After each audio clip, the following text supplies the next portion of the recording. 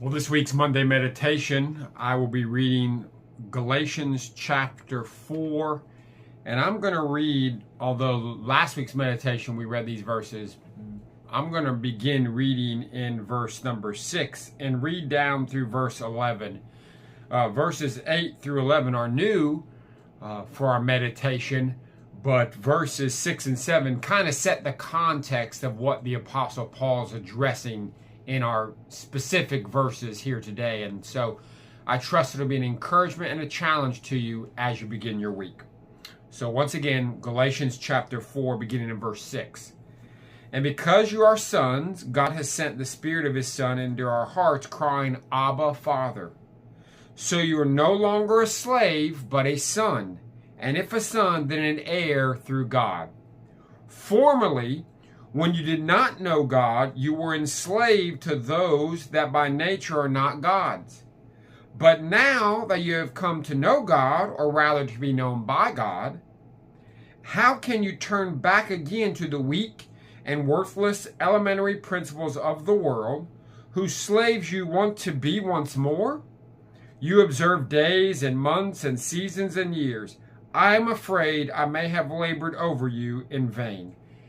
Now, the specific context of Galatians is that the believers in Galatia were being tempted to revert back into or add to their profession and faith in Christ the law, works, Jewish religious practices. And that's why Paul addresses specifically in verse 11 where he says, you observe days and months and seasons and years. This was the temptation that faith in Christ alone was not sufficient for salvation, but you need to add the works of the law. And Paul is saying to the Galatians, you've been set free from that. You were enslaved to, you did have to serve the law and religion and ritual, but when you came to faith in Christ, now you are free. You're not a slave, you're a son. So why do you, if you're a son, if you're an heir, why do you want to go back to living the life of a slave, of a servant? And Paul is basically saying to the Galatians, this doesn't make any sense. And so let me bring this forward quickly this morning, or that's when I'm recording this, but whenever you're listening to this, let me just draw an application. Too often, we are quick to leave our faith in Christ and what we have there, and we want to go back and serve, whether it's religion or sin or those things we've been set free from.